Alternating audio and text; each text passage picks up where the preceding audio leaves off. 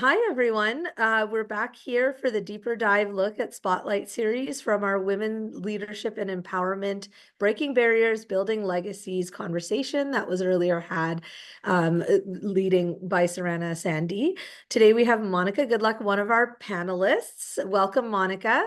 Monika is a multilingual freelance consultant who offers a range of facilitation services and supports organizations in actively meaningful diversity, equity, and inclusion practices that positively impact teams and communities.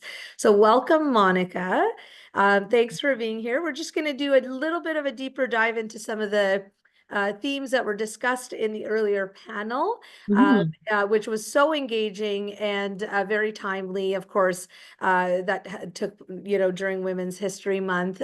So let's start off with my first question, which is, we spoke more on the panel around collaboration in terms of a necessary step for systemic change. So whether it's policymakers, governments, private sector, nonprofit sector, having that collaboration really does impact, how systemic change moves in a positive direction oftentimes. So what are some of the key elements to consider that can lead to that lasting impact? And when it comes to grassroots organizations and nonprofits collaborating with policymakers and corporate leaders. So what in your opinion, and what have you seen in terms of what makes successful collaboration for systemic change and makes it long lasting? Yeah, so thank you so much for having me. It's such a pleasure to be here as a follow-up to that panel. So just on a very basic level, we need to remember that collaboration is work and takes time. Yep. There's an investment that's necessary. And that's part of like some of the work that I do sometimes is supporting organizations and groups, either as they come together to build partnership or as they're working through a collaboration. And I think when we think about grassroots and nonprofit organizations, many times there's a lot of passion and very much a focus on systemic change. But not every collaboration is going to get us what we want. So understanding that, that this particular collaboration or that partnership might move us a little bit towards that direction, but not sort of expecting it to get us everything that we want. And I think kind of three major areas that I want to touch on are the relationship, the role of power, and accountability. So fundamentally, any collaboration is about the relationship. You can't just jump right into it. A lot of times you bring different parties together, you get together, we're gonna have a strategic meeting, like right off the bat, hello, there's like quick introductions. Right. And then you kind of like just jump into things. And that's not how partnership works. What's going to happen is problems are going to arise. People haven't built a connection or trust. Right. There's not that clarity. And if we don't put that work in the beginning, and it sometimes feels like, yeah, this is a waste of time. I don't want to get to know people. I don't need to understand. Like we have our, our document, our general document. Let's go. It's just going to create issues later on. And so part of that, the other thing that happens is sometimes people just naturally connect, right? And it's like, great, we can work together, things are going well. And then someone leaves. Maybe they've gone on a leave, maybe they've changed roles, maybe they're no longer working. And then you kind of, we've all heard of those situations where like the collaboration kind of stops or stalls. Yep. So part of that relationship building is also building that solid foundation that if people do change, that there's been some groundwork there, right? So putting in that time. And so power. So why do collaborations and partnerships happen? Part of it is because we want to leverage like the strength in numbers to make change, systemic change, have a lasting impact. But we often don't look at the power balances and imbalances within that collaboration. Right. And frankly, when we're talking about especially grassroots organizations, but nonprofits, and you're looking at corporations and sometimes policymakers, there is a power imbalance there. And often, like some of the power dynamics that play out is, some groups have more access to money, to social capital influence, to resource and skills and time. So if we don't talk about those things again and what each group is bringing, like you're not coming in as sort of equals. So it's really important to talk about like what role is everybody playing? What contributions can you make? What are your limitations and your capacities? Right. Really explicit around those things. And what's everyone's why? Why are Mm, we actually at the table? mhm. Is everybody committed to systemic change? Right. Um, maybe one group is really focused on one aspect, and that's okay. Like Yep. it's okay. We don't all have to come to agreement, but it's again, that's part of it, building that relationship and understanding why is each group here and Mm, how does that work interact together and how do we support each other through that? mhm. Yep. Transparency around that. Mm, And from that, you've got everyone's why, you've got the role and contributions, and then like, what is our action plan? What can we actually do? Because right. I've brought some ideas, you've brought some ideas, this other group has brought some ideas. But now, like, let's come up with something quite realistic. Mhm. And I made a note here. It's like, let's move people from expectations and excitement Yeah. to clear accountabilities and Mhm. respectful reciprocity in our relationships. Right. Um, and then like the last bit, of course, all of this is not just happening in conversation. You need to like record everything, whether it's a memorandum of understanding or MOU or Yeah. partnership agreement, but something that you have that's really solid Yeah. that you can refer back to as you work through. Once Mhm. you've got that foundation, you can kind of, in terms of other elements, those figure themselves out, but you've got to Mhm. have that strong foundational relationship. And last thing I'll add is just, sometimes there's a collaboration and listen, there's limited capacity to participate. It's like we've just got some money, or we can give you access to some data or some IT skills, and that's fine. Sometimes the most powerful thing that a group can do is like step out of the way and let the Mhm. grassroots community do what they do best. And Mhm. sometimes that happens through like sponsorship or grants. Like, we've Mhm. got some money, we want you to do some things. Just let them do the thing that they do best. Yep. And again, that's also respectful reciprocity because you have that Absolutely. transparency, you know what you're Right. about, and the thing is going to get done and everybody's going to feel good about it. Yeah, yeah. Thank you. And I appreciate that you brought that forward because I've always been a big believer that the more that we share our stories and we Mm, understand perspectives, both like professional, personal, and organizational, the more you understand how people work and where you can kind of see yourself fitting into that work. So I know a lot of times, even with us, if we're having a meeting with a potential partner, especially if it's like, supporting a piece of funding or, growing a program, those conversations, a lot of the time, they take months and months and months, but they are so important and critical to have because, as you mentioned, if you kind of come to the table not understanding what the expectations are from all parties and what they can bring to whatever you want to develop and deliver that will be more impactful, it can really kind of it not work out in the way that your expectations might think that they will. So I completely agree with that. And around transparency, it's really, thank you for bringing that up as well, is just to be able to say, hey, we don't have the financial resources, but we can bring this, or this is our intention, this is our goal, these are aligned to our values. And so that's what we're, able to communicate, this is why we're doing it. And mhm. sometimes then you realize there may not be a values alignment, or they may not be something that maybe you need to just take a step back and say, this isn't the right partnership to move these things forward. And that's okay too. I think a Completely. lot of times people assume that you have to move forward on something, but allowing that time to understand each other and what we're bringing really then puts that into perspective. Yeah. Taking that time and I'd say like sometimes it's okay, this does not align, and so Hmm. it's a no. And sometimes it can be this doesn't align perfectly, Right. but this other piece is what we can do together. Yeah. So Yeah. figuring that out. But as long as you have like as long as it's all out on the table, Right. it's so much easier. It's so Yeah, much easier. absolutely. Right up and Yeah. just and that constant check-in, Right. you know, Yeah. especially if there's people that change that represent like the table and the interest. Hey, this is what we came to. This is where we're at. Yeah. Does this still align? Is this what you understood or what your predecessor told you?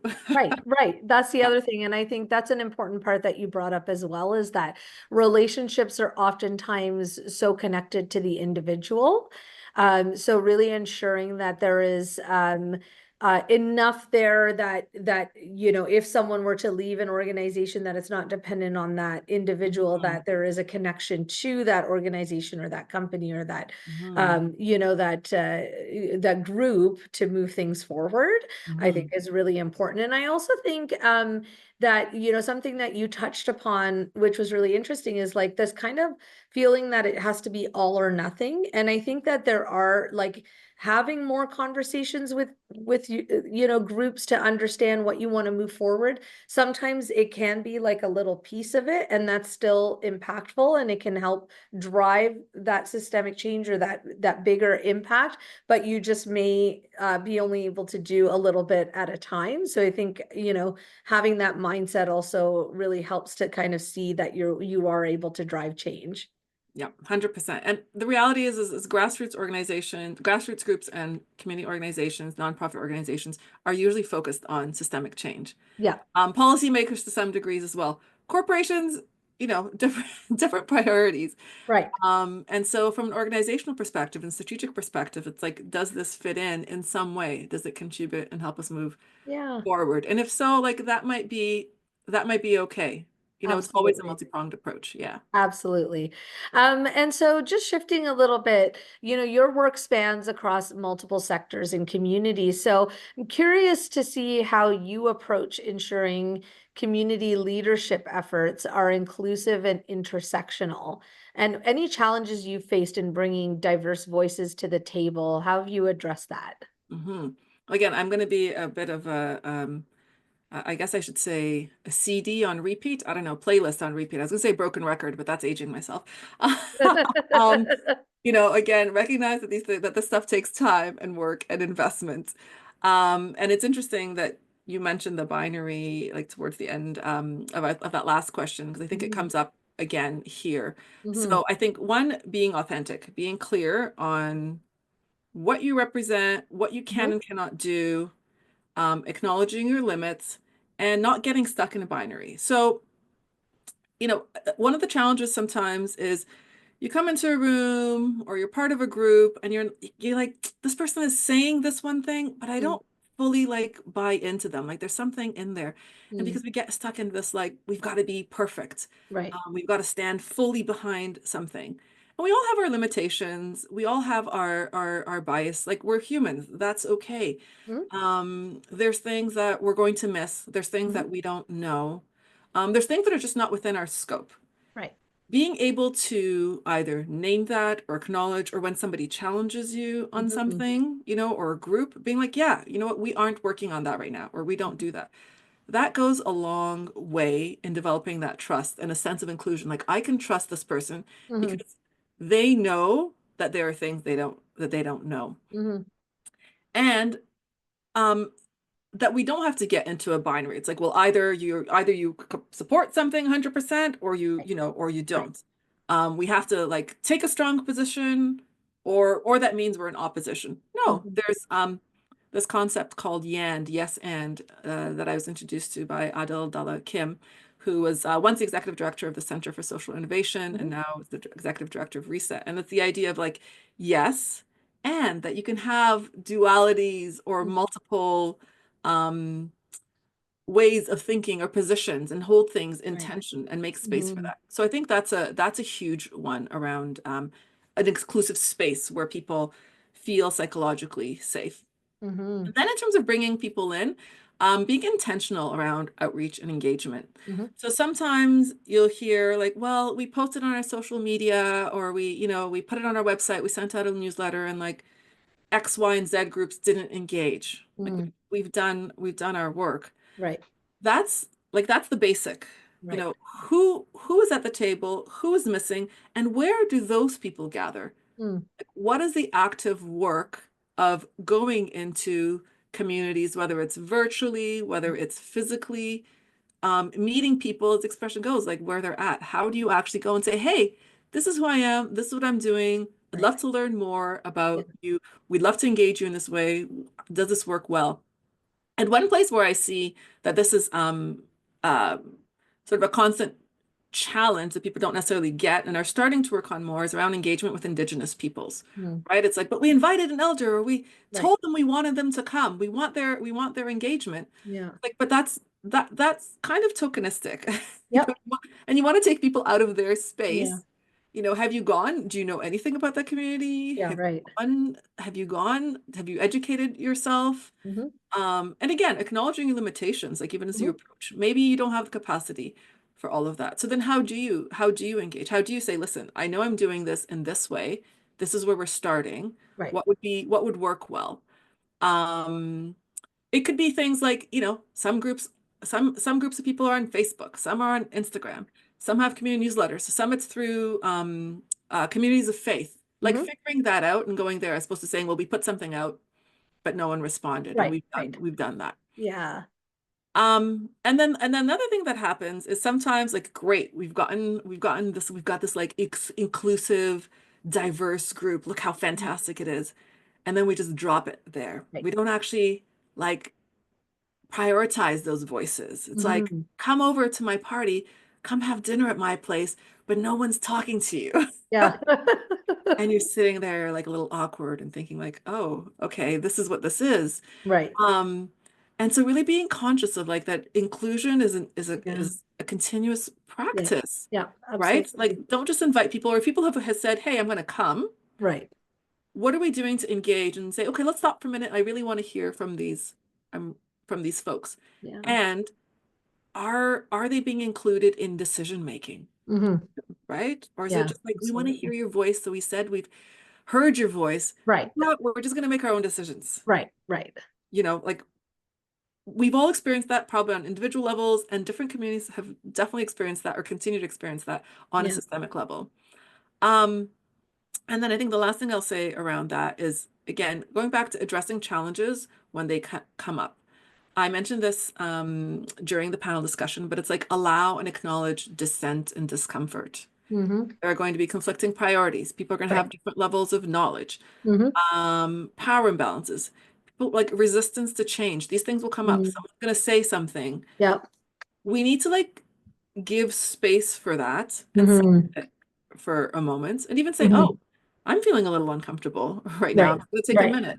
Yeah. Because when we don't, we like when we shut out, because we get into this respectability, like, oh my goodness, I can't believe that just said, or like, I know this thing is happening, Yeah. um, but I don't want to, I'm just going to pretend it doesn't. You lose trust. Hmm. There's not that accountability. Yeah. And then there's just tension. There's just tension. Yeah.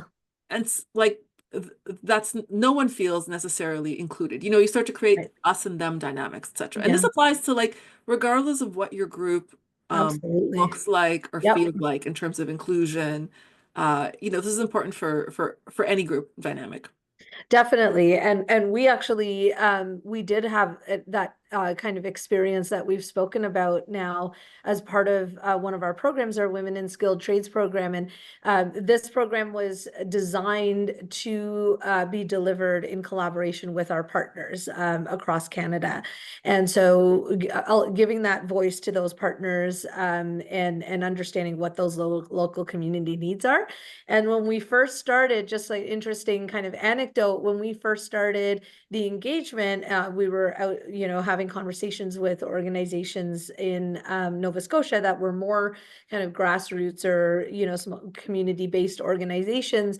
And a couple of conversations in, you could tell there was like this kind of little bit of this, not tension, but just it felt like there was like oh, well, we want this and we want that kind of thing Mhm. back and forth. And when we took a step back, they said, look, like you have to understand the local context that we're Mm, in right now, right? We're not a big, city. We're looking to do something in a small rural town in Cape Breton, Sydney area.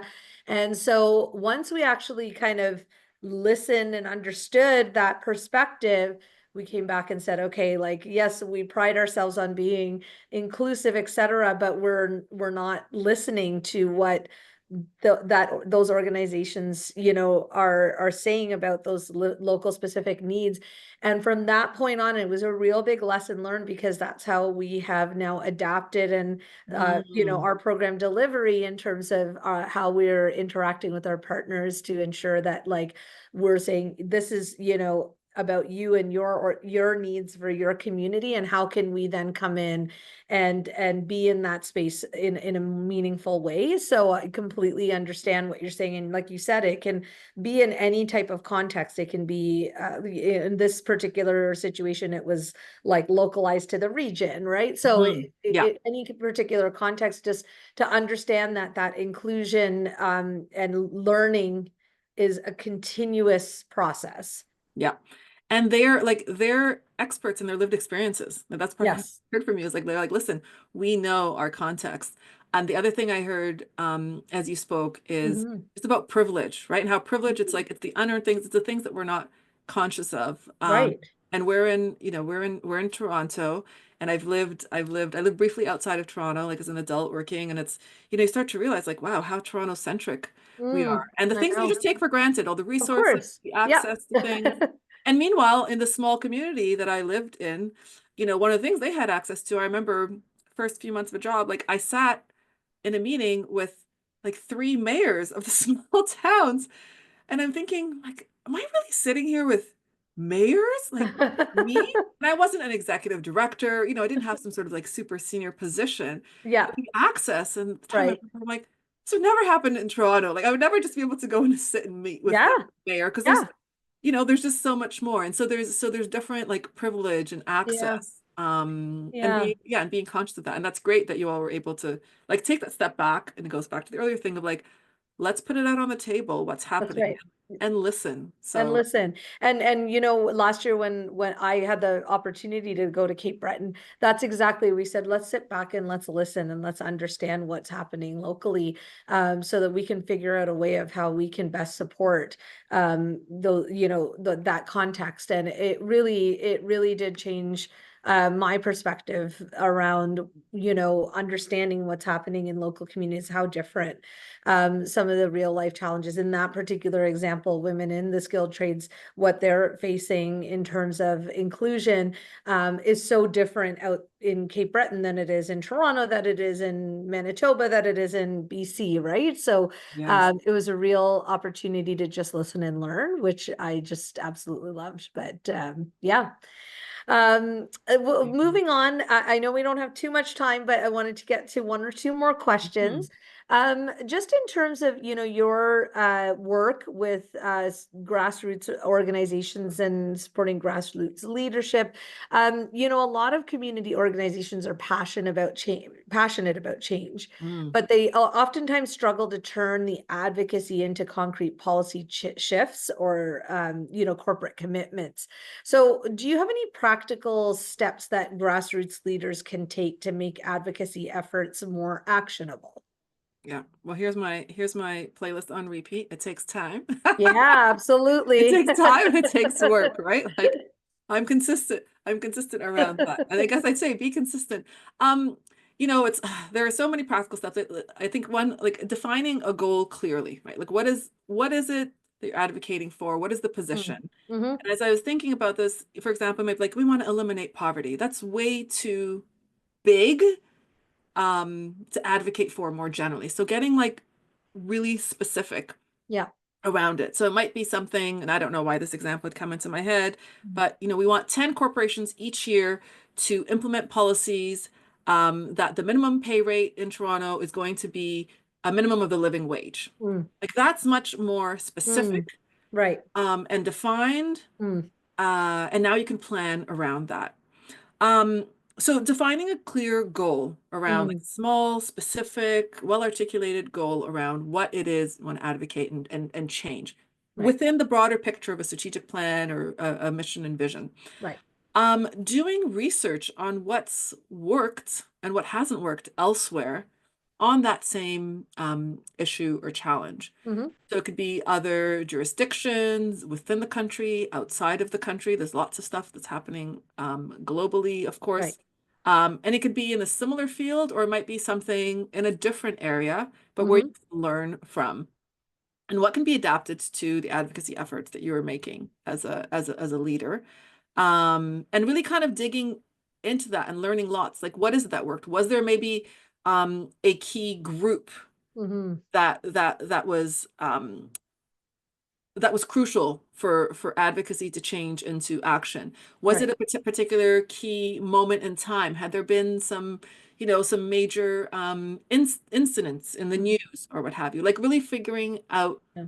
what are the dynamics? Like what are all the different things put together? Mm-hmm. And maybe that's something that you can, mimic. Um, Looking at capacity. So sometimes, again, we have big goals, Mm-hmm. often nonprofits, grassroots, big goals, small budgets, Right. big energy, limited hours and funds. So getting realistic around like strategy, implementation, engagement, what is actually possible, Right. and celebrating those little wins. And again, it's like where we started, like building those alliances, the partnerships, Yeah. collaborations, Yeah. cultivating those relationships, who's doing similar work, and looking for also possible partners or collaborators that might be like a little bit different. So, Right. there's always like academic or research, maybe there's data you can access, Mm-hmm. maybe there are other nonprofits or grassroots that are really well aligned. But maybe then there's some others. Maybe there are a few passionate individuals, or maybe there's some other community group going back to where we started. Like it's not 100% values, based Mm-hmm. alignment, Yeah. but Right. they're also committed to like this issue from a different angle. Right. So how can you come together in those ways to Mhm. complement each other? And part of that is also, it's like, what do you need as a leader, as an organization? Like where are your gaps, and who can Right. help fill those and Mm. just support you as an organization, maybe not even specific to that particular goal. Yeah. And then yeah, tracking that progress, adapting as needed, like celebrating those clear wins. There's no, it's hard work, and it's time. There's Yeah. no easy solution to it, Mhm. but I think the more we can kind of push ourselves, innovate, and be creative in our thinking, Yeah. and recognize it's not a straight path. Like, so who do we bring along the spiraling, winding road? Mm-hmm. Um, the more likely to have a positive outcome. Thank you. And I'll end with a final question around adaptability, which you've Mm, spoken quite a bit too. In terms of, we're now, I always think about the pandemic, like right now, it's very fresh in my mind that it's been 5 years because my son is turning 5 this weekend, oh, and it always kind of loops me back to that time of, imagine. uh, you know, uh, having to go to the hospital by myself and all of those kinds of things. We're 5 years after the pandemic, and so many organizations, had to shift and be adaptable. At that time, it was like a different kind of adaptability. But what lessons do you think that like what lessons can we take from that now in this environment, particularly with it's post-pandemic, we're going into recession era potentially, polarization, Mm, all of these things that seem so heavy on a lot of us in community-based organizations, grassroots organizations, feels really heavy. What advice can you give as kind of like a final piece here? What advice can you give around being adaptable to, be able to build more like resiliency in whether it's your organization or in the work that you do? yeah. Um, so here I'm not going to say it takes time, because sometimes we don't have time. Right. But it is an investment. And what came up for me is like human connection, Mm, right? Human connection. So investing in your people, investing in the culture of the mhm. organization, Right. listening to the people who are working for you and with you, and to the people that you are working for, those communities, like making sure, prioritizing those connections, um, even through the digital means, right? Like we've got to do everything is like digital. That's just exponentially increased through the pandemic and post. But how do you still stay connected in that human connection? Um, And I think continuing to be open, we had to open ourselves up to change. There are Right. things that we were doing, it's like, oh, if it's not, if it's not broken, why try to fix it? But really being open to innovation, Mhm. brainstorming, those are all parts of like the future skills of tomorrow. And creating that culture and environment for your people, whether it's hybrid models of working, hybrid models of delivering services, um, taking pause with like within an organization to just be. There's Mm. this great expression that I had learned, I think it's from Yasmin Yonis, who quoted Renee Gray, a womanist out of the States, and it's slow down, we don't have much time. Mm. And like it's the idea of just kind of take pause instead of Yeah. getting into like just urgency. We've got to go, we've got to Yeah. produce, and we've got to make all of these things happen. Hmm.